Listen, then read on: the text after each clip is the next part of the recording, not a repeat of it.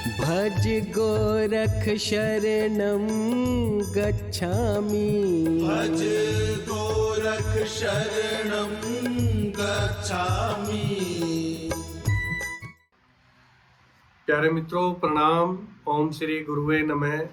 गोरख गीता गुरुदेव द्वारा लिखा गया ऐसा ग्रंथ जो गुरु गोरखनाथ की गोरख वाणी है, उसका काव्यात्मक भावानुवाद है, जिसका आज हम 49 से 52 पद तक लेने जा रहे हैं। जैसा कि हम हर एपिसोड में चर्चा करते हैं कि गोरखनाथ के सूत्र बड़े गहरे हैं, उनको समझना इतना आसान नहीं है।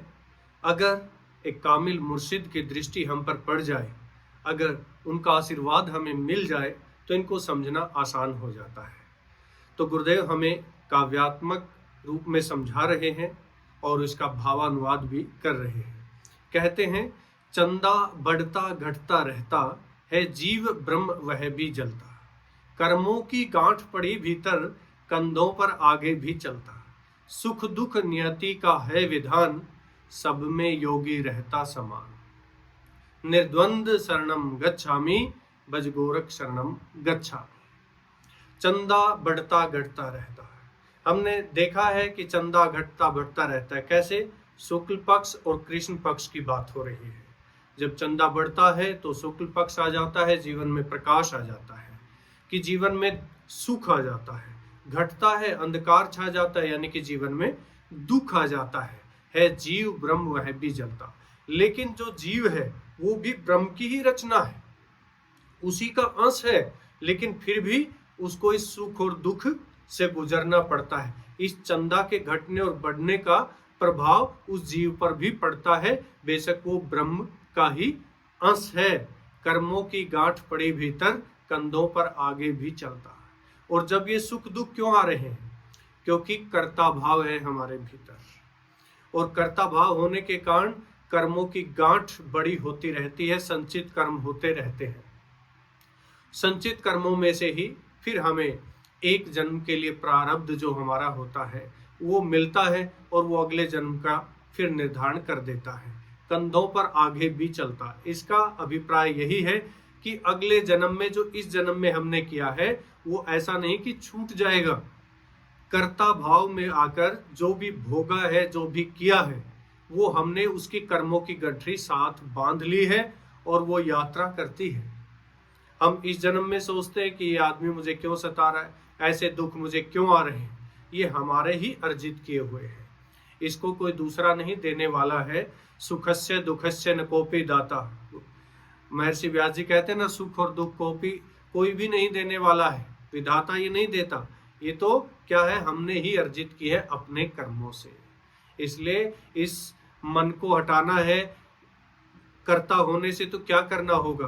गुरु की शरण में जाना होगा और ये कर्ता भाव छोड़कर उस प्रभु का नाम जपना होगा, हरि सुमरन करना होगा। जिसके लिए संत दादू कहते हैं, मन रे जप रे एक नाम, सब झूठे हैं काम, कर्मों की गठरी बांधे क्यों फिरता अनजान। कि रे मेरे मन, तुझे एक ही तो काम करना है, उस प्रभु का जाप करना है, उस प्रभु का सुमरन करना है, वो कर। ये बाकी सारे कार्य हैं, जितने काम हैं, सब झूठे हैं, सब झूठे हैं। इनको करते करते क्या होगा? कर्मों की गठरी बांधे। कि तू इनसे करता होकर काम करेगा, भोग करेगा, कर्मों की गठरी तू अपने सर पर लेकर जाएगा। क्यों फिरता अनजान? तू अनजान होकर क्यों फिर रहा इस बात से? क्यों नहीं जानता कि ये जो कर रहा है इस जन्म में, वो अगले जन्म में भी आपके साथ ही यात्रा करेंगे। इस बात को जान ले और प्रभु की गोद में चला जा, एक गुरु की शरण में चला जा, ताकि इस मन को तू हरि के सुमरन में लगा सके। जिसके लिए संत मलुकदास जी कहते हैं, कर्मों की गठरी भारी, समझे नहीं मूर्ख जीव, ढोए चले इस संसार में, समझे इसे सुख का पीव। कि कर्मों की गठरी ढोता हुआ जा रहा है हर जीव। ये मूर्ख कह रहा है। मूर्ख किसको कह रहा है? बेहोश को, जो नहीं जानता कि ये कर्म क्या है, ये कैसे मिलते हैं, कैसे हम इनकी गठरी बनाते हैं, कैसे हम अंधकार में जीते हैं, कैसे हम बेहोशी में जीते हैं, उनको संत मलुकदास जी मूर्ख कह रहे हैं। और जो गुरु की शरण में चले जाते हैं, इस विज्ञान को समझ लेते हैं, वो तो उनको मूर्ख, उनको तो कहते योगी, उनको योगी कहते हैं। इसलिए बेहोश लोग क्या है, ढोए चले इस संसार में, समझे इसे सुख का पीर, कि ऐसा करने से कि ये सुख का रास्ता यही है, यहीं से मुझे सुख मिलेगा, ऐसा समझते हुए इन कर्मों की गठरी को ढोए चलते हैं।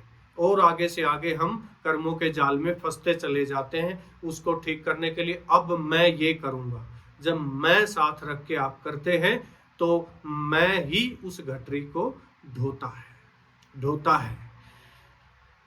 कर्मों की गांठ पड़ी भीतर, कंधों पर आगे भी चलता है। इनकी गांठ है जो कर्मों की, वो मिटती नहीं है, वो तो भीतर लग गई है। वो गांठ अब हमें अपने कंधों पर लेकर अगले जन्म में प्रवेश करना होगा। क्योंकि बाबा नानक कहते, आप पे बीजी आप ही खाऊ, नानक हुक्मी आऊ जाऊ, कि आपने जो बीज बोया है वही तो आप खाएंगे, वही तो फसल उगेगी। इस जन्म में अगर हम साधना कर रहे हैं, हम गुरु की शरण में गीत गा रहे हैं, आनंद और उत्सव में जी रहे हैं, तो हमें अगले जन्म में क्या मिलेगा? यही एक अवसर मिलेगा कि जो आनंद और उत्सव हमने जिया है, जो अनुभव किया है, यहीं से हमारी यात्रा शुरू होगी। ऐसी ही जगह फिर गुरु के साथ यात्रा करने का मौका मिलेगा। यदि हम यहाँ पर कांटे बो रहे हैं, फिर कहीं कांटों के जंगल में हमारा जन्म होगा, फिर पग पग पर वो कांटे चुभेंगे। नानक हुक्मी आऊ जाओ, बाबा नानक कहते हुक्मी का यही हुक्म है कि आप जैसा बीज बोएंगे ऐसा ही फसल आपको काटनी होगी, ऐसा ही आपको खाना होगा जो उस फसल से मिलता है। वही बीज जो बोया था वही आप खाएंगे। सुख दुख नियति का है विधान, सब में योगी रहता समान। लेकिन सुख और दुख तो जैसे बाबा नानक कह रहे हैं कि हुक्मी का है, ये तो हुक्म है। कैसा है कि जैसा बीज बोएंगे वैसी फसल पाएंगे। ऐसे ही कि ये सुख दुख नियति का है विधान, ये तो विधान है, कभी सुख आएगा कभी दुख आएगा, जैसा हमने किया है वैसा ही हमारे सामने आएगा। लेकिन सब में योगी रहता समान। लेकिन योगी की पहचान क्या है? वो सुख और दुख में सम रहता है, सम रहता है, जिसके लिए गोरखनाथ जी अन्यत्र कहते हैं, योगी वो जो सम रहे, द्वैत न भावे मान, गोरख गुफा में जागता, पावे ब्रह्म का ज्ञान। योगी कौन है? जो सम रहे, द्वैत न भावे मान। वो द्वैत में नहीं जाता, सुख और दुख में, दिन और रात में, वो मान में अपमान में वो नहीं जाता, जीत में और हार में उसका कोई एक जैसा रहता है, कोई वो असंतुलन में नहीं जाता। योगी उसी का नाम है जो इस द्वैत में भी सम रहे। गोरख गुफा में जागता, क्यों रहता है वो सम? क्योंकि वो उस गुफा में जागता है। कौन सी गुफा की बात हो रही है? हमारी आत्मा की बात हो रही है, हमारे अंतराकाश की बात हो रही है, कि जो उसके प्रति जागता है, अंतराकाश के प्रति, अपनी आत्मा के प्रति, पावे ब्रह्म का ज्ञान, वही उस ब्रह्म ज्ञान को पा सकता है। वो इस कर्मों की गठरी में नहीं फंसता, वो सुख और दुख में सम रहता है। जिसके लिए भगवान कृष्ण गीता में क्या कहते हैं अर्जुन को? सुख दुखे समय कृत्वा लाभा लाभौ जया जयौ, ततो युद्धाय युजस्व नैवं पापम वाप्यसि। कि हे अर्जुन, सुख और दुख इनको आप समान समझते हुए, लाभ और हानि को, जीत और हार को, ये तो बराबर है दोनों, इन ऐसा जानते हुए तुम युद्ध में उतरो, तब आपको पाप नहीं लगेगा। क्यों नहीं लगेगा? जो इनको समान जानता है वो अकर्ता हो जाता है, और जो अकर्ता हो जाता है उसको पाप कैसे लगेगा? वो तो कर्ता होने से लगेगा। अकर्ता होने से आप पाप में लिप्त नहीं होंगे। निर्द्वंदम शरणम गच्छामि, बज गोरख शरणम गच्छामि। अब वो द्वंद से बाहर निकल जाता है, जिसके लिए समर्थ गीता में गुरुदेव कहते हैं, योगी रहता मौज में, करता कर्म विचार, राजी रहता राम से, फल करता स्वीकार। गुरुदेव बड़ी प्यारी बात कह रहे हैं कि योगी मौज में रहता है। क्यों रहता है? क्योंकि वो अकर्ता भाव में जीता है। कर्ता कर्म विचार, वो कौन सा कर्म विचार की बात हो रही है? यही कि करने वाला मैं नहीं हूं, करने वाला मैं नहीं हूं, यही सबसे बड़ा कर्म का विचार है कि मैं करने वाला नहीं हूं, कर्ता भाव नहीं आता। राजी रहता राम से, उसके हुक्म से राजी रहता है। जैसा भी हुक्मी का हुक्म है उससे राजी रहता है योगी। फल करता स्वीकार, जैसा भी फल आए कर्म का वो उसी को स्वीकार कर लेता है, उसके साथ ही आनंद लेता है। इसलिए हमने इस पद में क्या मुख्य 4 बातें सीखी हैं, 4 बिंदु क्या है मुख्य? पहला है जीवन क्या है, घटता और बढ़ता चंदा की बात हो रही थी कि जीव पर इसका क्या असर पड़ता है, कि जीवन में एक बार सुख आता है, एक बार दुख आता है। दूसरा कर्मों का बोझ, क्योंकि कर्मों की गांठ जब हम कर्ता भाव में जीते हैं तो कर्मों की गांठ बड़ी होती रहती है, जिसके बोझ तले हर जन्म में हम दबते चले जाते हैं। तीसरा महत्वपूर्ण बिंदु है योगी की समत्व दृष्टि। योगी सुख और दुख में, हार और जीत में, मान और अपमान में, दोनों में सम रहता है। अंतिम चौथा बिंदु है गुरु की शरण। गुरु की शरण में जाने पर ही हम इस कर्ता भाव से बाहर निकलकर अकर्ता भाव में जी सकते हैं। चलते हैं अगले पद की ओर।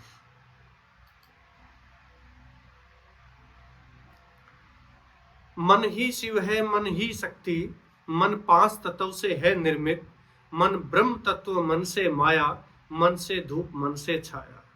मन आत्मलीन हो जाए अगर, वह होता सत्यम शिवम सुंदरम, अथ उन्मन शरणम गच्छामि, भज गोरख शरणम गच्छामि। मन ही, मन पर सभी संतों ने बहुत जोर दिया है और गुरुदेव तो हमें इतने अच्छे से समझाते हैं इस मन के विज्ञान को कि इस मन के चक्कर में पूरी दुनिया उलझी हुई है। गुरुदेव ने हमें सहजता से इस मन से प्रीत करवा दी है, इस मन से मित्रता करवा दी है, क्योंकि मन को जानकर ही मन से मित्रता हो सकती है। गुरुदेव कहते हैं बिना मन को जाने मन से मित्रता नहीं हो सकती।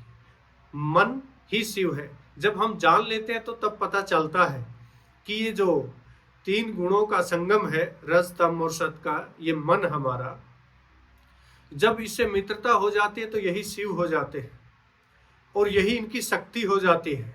मन 5 तत्वों से है निर्मित। ये जो 5 तत्वों की हमारी काया है, इसी के भीतर मन बना हुआ है, हमारा मन निवास करता है। मन ब्रह्म तत्व, मन से माया। मन ब्रह्म तत्व है, मन ही फिर उस जब लग जाता है ब्रह्म में, उस ब्रह्म तत्व को जान लेता है। और मन से माया, जब नहीं जानते तो मन के चंगुल में फंस जाते हैं और ये मन ही माया का रूप धारण कर लेता है। मन से धूप, मन से छाया, और फिर जब उस माया में उलझ जाते हैं तो कभी धूप, कभी छाया, कभी दुख और कभी सुख, उससे चलते हैं। मन आत्मलीन हो जाए अगर, वह होता सत्यम शिवम सुंदरम। अगर यही मन हमारी आत्मा में लीन हो जाए तो यही सत्यम शिवम सुंदरम का रूप धारण कर लेता है। मन ही शिव है, मन ही शक्ति, जिसके लिए संत कबीरदास जी कहते हैं मन ही देवता, मन ही ईश्वर, मन से करिए बात, मन ही पूजा, मन ही धूप है, मन ही सबसे साथ। कितनी प्यारी बात कह रहे हैं कि ये मन ही हमारा देवता हो जाता है। देवता कौन होता है? देने वाला, जो देने का भाव रखता है, हमारा साथ देता है। मन ही ईश्वर, यही परमात्मा का रूप धारण कर लेता है, क्योंकि ये हमें आनंद की ओर ले जाता है। जब हम मन को जान लेते हैं, मन को जानने का अभिप्राय मन के जो 3 स्वभाव हैं, रज तम और सत, जब उसको जान लेते हैं, जो गुरुदेव हमें ध्यान योग के कार्यक्रम में जब हम आते हैं तो सम्यक जागृति में गुरुदेव हमें समझाते हैं मन के वो 3 रूपों के बारे में। जब उसको जान लेता है तभी ये बात आगे की बात हो रही है, उसके बाद ही वो उसको देवता के रूप में देख सकता है, ईश्वर के रूप में देख सकता है। इसलिए मन से करिए बात, आप अपने आप को जानिए कि कौन सा गुण आप पर हावी है। मन ही पूजा, मन ही धूप है, मन ही सबसे साथ, यही फिर पूजा के लायक हो जाता है जब हम मन को जान लेते हैं। और यही धूप है, अगर नहीं जानते तो यही दुख का कारण बन जाता है। और मन ही सबसे साथ, अगर कोई हमारे सबसे साथ है तो वो हमारा मन है, हमारा मन है। इसलिए संत रैदास जी कहते हैं, मन चंगा तो कठौती में गंगा। ये हम बचपन से सुनते आए हैं संत रविदास जी की पंक्ति, मन चंगा तो कठौती में गंगा। यदि ये मन निर्मल हो जाए, इस मन के विज्ञान को जान ले, तो अपने भीतर बह रही उस गंगा को भी हम जान लेते हैं। इसके भीतर ही हम अपने अंतराकाश में गोता लगा सकते हैं। अमृत बिंदु उपनिषद का ऋषि कहता है, मन एव मनुष्याणाम कारणम बंध मोक्षो, कि जो ये मन है यही हमारे बंध और मोक्ष का मुख्य कारण है। मन ही हमें बंधन में बांधता है और मन को जान ले तो यही हमें मुक्त करता है। बहुत गहरी बात कह रहे हैं हमारे ऋषि कि मन को अगर आप जान ले तो यही हमें मोक्ष की ओर ले जाता है, मन को नहीं जानते तो यही बंधन में और इसी जन्म मृत्यु के चक्कर में हम फंस जाते हैं। अन्यत्र एक नाथ कहते हैं, मन में माया मन में शिव है, मन ही ब्रह्म स्वरूप, जो मन जागे आत्मा भीतर छूटे दुख के रूप। कि मन में ही माया है, ये तीन गुण है इसके माया के रूप है, इनमें घिर जाते हैं। अगर इनको जान लेते हैं तो यही शिव का रूप धारण कर लेते हैं। मन ही ब्रह्म स्वरूप, यही हमें ब्रह्म की यात्रा पर ले चलता है जब हम इससे पार चले जाते हैं तीन गुणों से। जो मन जागे आत्मा भीतर, जो मन हमारे भीतर आत्मा के प्रति जाग जाता है वो क्या हो जाता है, उसका जो जाग जाता है छूटे दुख के रूप, उससे सारी तरह के दुख उससे समाप्त हो जाते हैं, नष्ट हो जाते हैं जब हम अपनी आत्मा के प्रति जाग जाते हैं। ये मन जाग जाता है, आत्मा में लीन हो जाता है।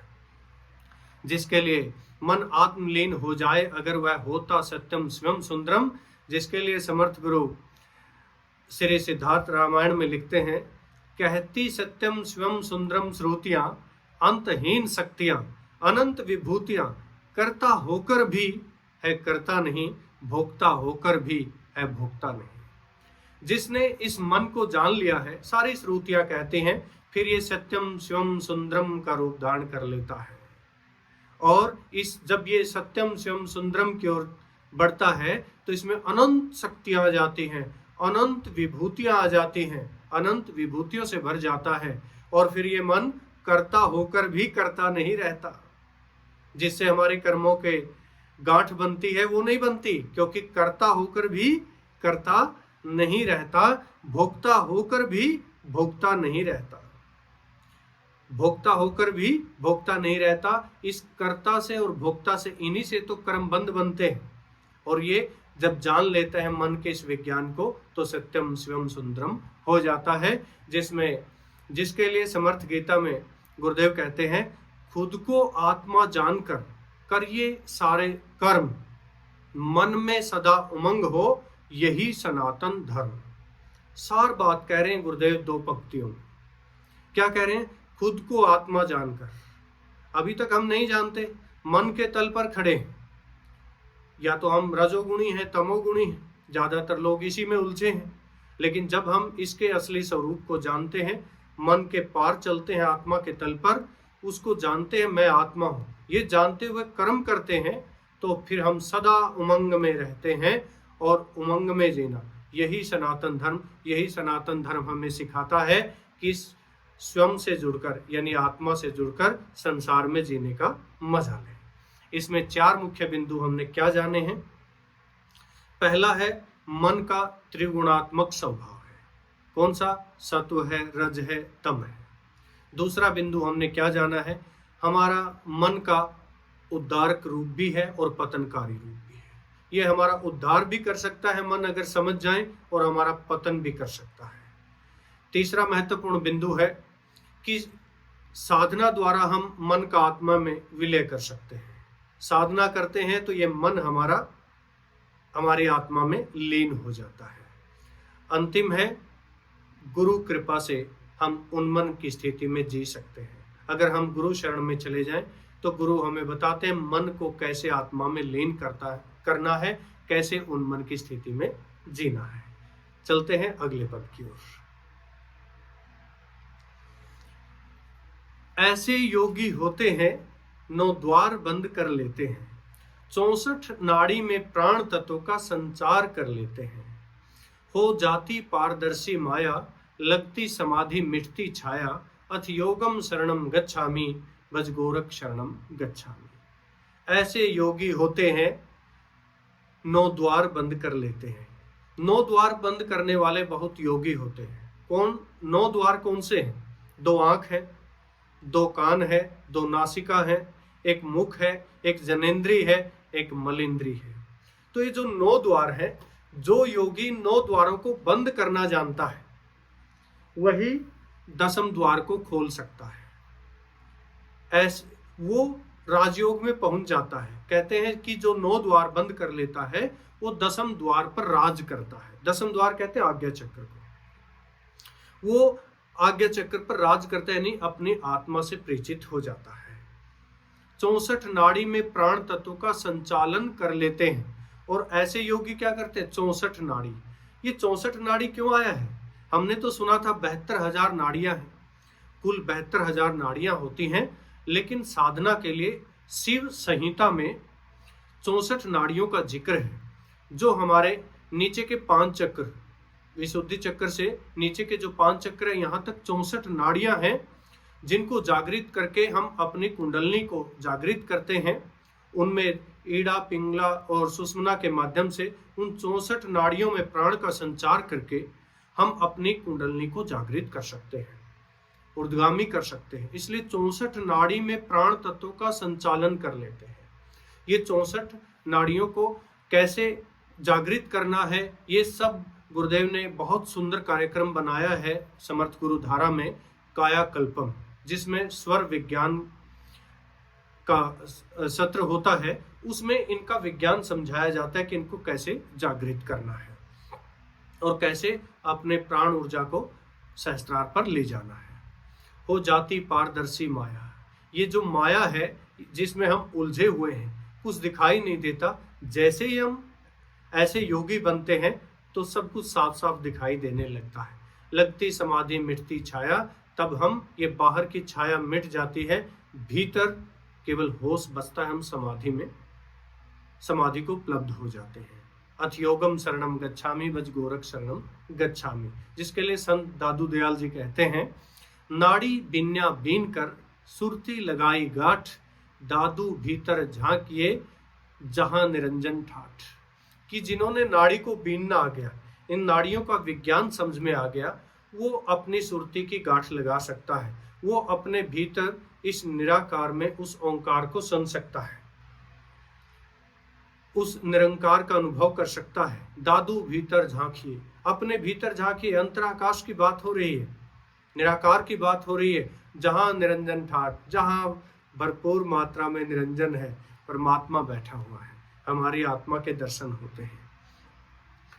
जिसके लिए गुरु गोरखनाथ के गुरु हुए हैं मच्छिंद्र नाथ जी, वो कहते हैं, नाड़ी शुद्धि कर करी प्राण बांधे, बंधन बंधी समाधि लगाई, मूलाधार ते शिखर चढ़ी, बीचे बिंदु बसाई।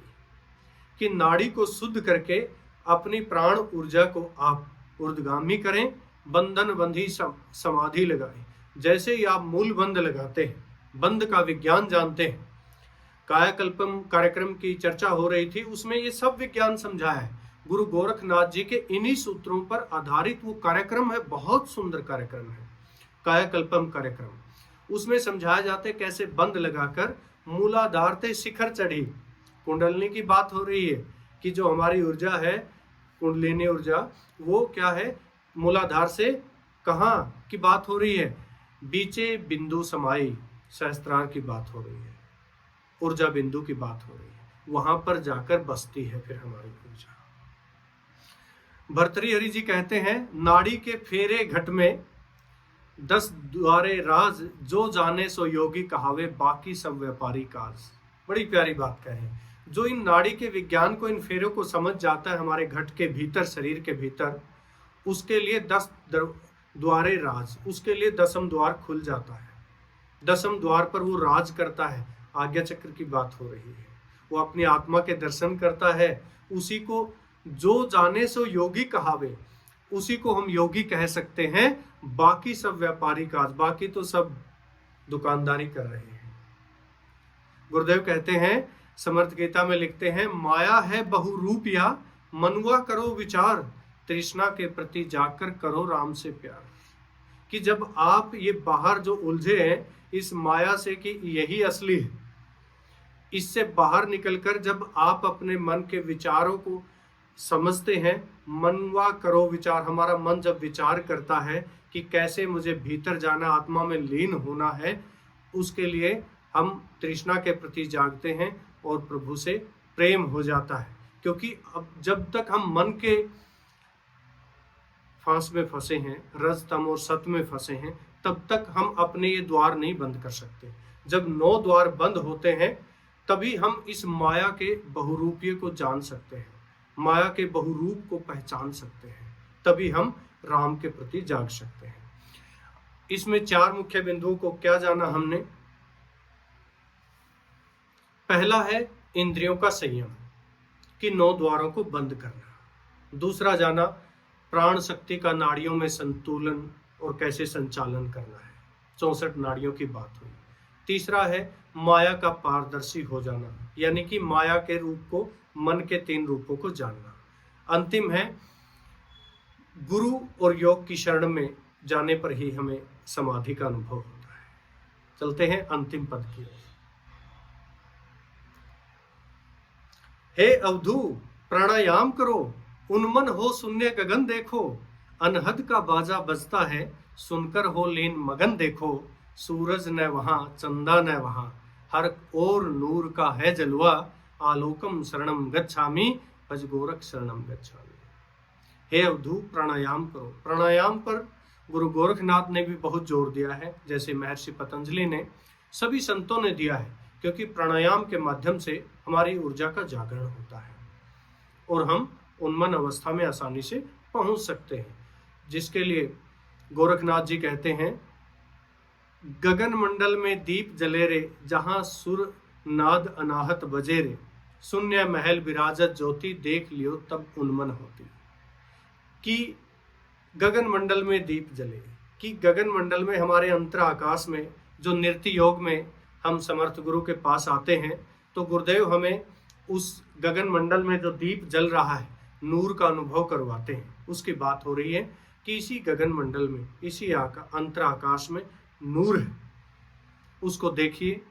जहां सुर नाद अनाहत बजे रे, जहां अनहद नाद भी गूंज रहा है, जो हमें ध्यान योग में ही गुरुदेव अनुभव करवाते हैं। शून्य महल विराजत ज्योति, कि इसको शून्य महल भी कहते हैं, इसी में ये ज्योति विराजमान है, देख लियो तब उन्मन होती। और जिसने वहां गूंज रहे नाद को और जगमगा रहे नूर को देख लिया, वो उन्मन में जीने का मजा लेता है। अनहद का बाजा बजता है, सुनकर हो लीन मगन देखो, कि वहां शून्य महल में ज्योति भी है और वहां अनहद भी गूंज रहा है। संत दादू कहते हैं, जहां न दिन है न रैन है, न उजियारी न अंधियार, तहम बिराजे निरंजन रामा, कहत दादू साचार। जहां न दिन है न रैन है, हम अपने अंतराकाश में जब देखते हैं, वहां न दिन है न रात है। क्या है वहां? ना अंधेरा है और ना वहां उजाला है, जिसको कहते हैं कि जैसे कई मिथ्या में कहते हैं 100 सूर्यों जैसा प्रकाश है, ऐसा भी नहीं है। उसको देखिए कैसे व्याख्या कर रहे हैं, ना दिन है ना रात है। कैसा होगा जब दिन और रात नहीं होते, ना उजियारी है ना अंधियार है, ना ज्यादा उजाला है ना अंधेरा है। तहां विराजे निरंजन राम, वहां प्रभु विराजता है, वहां हमारे भीतर उस प्रभु का आसन है। कहे दादू चाचा, दादू कह रहे हैं कि उसको अनुभव कीजिए, उस पर विचार कीजिए। जो नृत्य योग में जब आते हैं तो समर्थ गुरु हमें ये जो 2 पंक्तियां संत दादू ने कहा, इसका अनुभव करवाते हैं। समर्थ गीता में गुरुदेव लिखते हैं, नाद सुनो तो ब्रह्म का, मन में हो उन्मान, नूर दरस के साथ ही आत्म शक्ति का भान।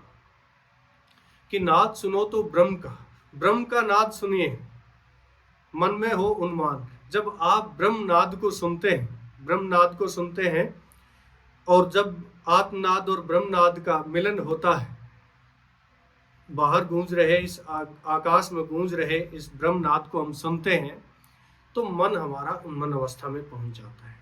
और भीतर क्या कह रहे हैं, नूर दर्श के साथ ही, नूर के दर्शन करने के साथ ही आत्मशक्ति का भान, जैसे ही हमें अपने अंतराकाश में नूर का अनुभव होता है तो हमें आत्मशक्ति का भी आभास होता है, उसका भी भान होता है कि भीतर आत्मशक्ति, हमारे भीतर आत्मा रूपी शक्ति छुपी हुई है, जिसके लिए कबीरदास जी कहते हैं, जहां न चंदा सूरज नहीं पवन न पानी, कहत कबीर सुनो भाई साधो तहां रहे ज्ञानी। कि ज्ञानी कहाँ रहता है, जहां न चंदा है न सूरज है, इस अंतराकाश में न सूरज है न चांद है, यहाँ ना पवन है न पानी है, और यहाँ क्या है, यहाँ ठहरता ज्ञानी, यहाँ ही ज्ञानी ठहरा हुआ है। ये वही ज्ञानी है जो इसको जानता है अंतराकाश को, जो इस अंतराकाश का अनुभव करता है वही कह सकता है यहाँ ना तो सूरज है न चांद है, यहाँ न पवन है न पानी है। यहाँ जो ये अनुभव करता है वही ज्ञानी है। समर्थ गुरु कहते हैं, श्री सिद्धार्थ रामायण में लिखते हैं, अंतराकाश नाद नूर से है भरा, यही शब्द है इसकी कर साधना, शब्द ही आत्मा है चैतन्य है, जिसे जाना इसे तात वह धन्य है। अंतराकाश किससे भरा हुआ है, नाद और नूर से भरा हुआ है। जो हम समर्थ गुरु के कार्यक्रम नृत्य योग में हम आते हैं तो हम इस अंतराकाश में नाद और नूर का अनुभव करते हैं कि भरा हुआ है, यही शब्द है। और इन तीनों का संगम ही शब्द कह रहे हैं गुरुदेव, कि अंतराकाश, नाद और नूर, इन तीनों का संगम ही शब्द है और इसकी ही साधना करनी है। शब्द ही आत्मा है, चैतन्य है, और इसी को गुरुदेव क्या कह रहे हैं, ये शब्द ही हमारी आत्मा है, यही चैतन्य है, यही जानने वाला है, यही साक्षी है। जिसने जाना इसे तात वह धन्य है, जिसने इसको जान लिया वही धन्य है, वही असली योगी है। इसमें हमने क्या चार मुख्य बिंदुओं को जाना। पहला, साधना के लिए प्राणायाम जरूरी है, प्राणायाम से के बाद ही मन को स्थिर किया जा सकता है, उन्मन अवस्था में पहुंचा जा सकता है। दूसरा है, शून्य गगन को जानना जरूरी है, सबसे ज्यादा चर्चा हुई है, क्योंकि इस शून्य गगन में ही नाद और नूर है। तीसरा है नाद और नूर का संगम, जिसने, वही योगी कहा जाता है जिसने अंतराकाश में नाद और नूर के संगम को जान लिया है, परमात्मा के आलोक को, परमात्मा की उस गूंज को, उस ध्वनि को जान लिया है। अंतिम है, वहां गुरु की कृपा से ही कोई शिष्य धन्य हो सकता है, उस नाद और नूर का अनुभव कर सकता है। ये किसी कामिल मुर्शिद पूरे गुरु की शरण में जाने से ही ये संकल्प पूरा होता है, वही धन्य होता है, वही असली योगी बनता है।